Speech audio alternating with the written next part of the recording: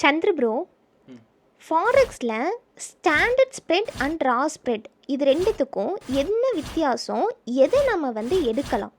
Okay, forex market பொறுத்த வரைக்கும் நமக்கு ஆல்ரெடி ஸ்ப்ரெட்னா என்னன்னு சொல்லி பார்த்துருந்தோம். இந்த ரா ஸ்ப்ரெட் அப்படிங்கிறது உங்களுக்கு ஸ்ப்ரெட் ரொம்ப கம்மியாக இருக்கும். ஸ்டாண்டர்ட் ஸ்ப்ரெட் அப்படிங்கிறது உங்களுக்கு ஸ்ப்ரெட் அதிகமாக இருக்கும். ஓகேங்களா? ஸோ அதாவது standard account and raw spread account அப்படின்னு சொல்லி இந்த ரெண்டு டைப்பாக ப்ரோக்கரில் வச்சிருப்பாங்க.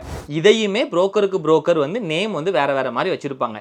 ஸ்டாண்டர்ட் அக்கௌண்ட்டுக்கு பதிலாக வேறு ஏதாவது நேம் வச்சிருக்கலாம், ரா ஸ்ப்ரெட்டுக்கு பதிலாக வேறு ஏதாவது நேம் வச்சிருக்கலாம். பட் அக்கௌண்ட் டைப் அப்படிங்கிறது இந்த ரெண்டு அக்கௌண்ட் டைப் தான். இங்கே என்னன்னா ஸ்டாண்டர்ட் அக்கௌண்ட் அப்படிங்கிறது உங்களுக்கு கமிஷனே கிடையாது. நீங்கள் என்ன ட்ரேட் எடுத்தாலும் உங்களுக்கு கமிஷன் சொல்லி தனியா வராது. ஆனா அந்த கமிஷனை ஸ்ப்ரெட்ல இருந்து எடுத்துருவாங்க. அப்போ உங்களுக்கு என்ன ஆகும்? ஸ்ப்ரெட் உங்களுக்கு அதிகமா ப்ரொவைட் பண்ணுவாங்க.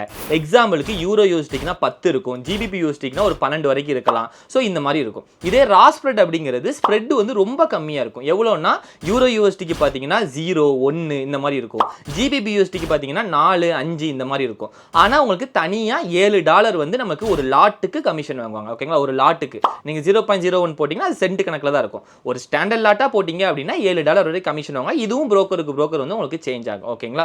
இதில் எது சூஸ் பண்ணலாம் அப்படின்னு பார்த்தீங்கன்னா உங்களோட ஸ்ட்ராட்டஜிக்கு எது சூட்டபிளாக இருக்குமோ அதை தான் எடுக்கணும். ஸோ ஸ்டாண்டர்ட் அக்கௌண்டே எனக்கு போதும், நான் லாங் டேர்ம் ட்ரேடிங் தான் பண்ண போகிறேன் அப்படின்னா தாராளமாக நீங்கள் ஸ்டாண்டர்ட் அக்கௌண்டே எடுத்துக்கலாம். கமிஷன் அதில் இருக்காது. இதே இது நான் உடனே என்ட்ரி எடுப்பேன், உடனே ஸ்கேல்பிங் மாதிரி பண்ணுவேன், இல்லை இன்ட்ராடே மாதிரி பண்ணுவேன், சின்ன ஸ்டாப் லாஸாக இருக்குது அப்படின்னா நீங்கள் ரா ஸ்ப்ரெட் அக்கௌண்ட்டை சூஸ் பண்ணிக்கோங்க.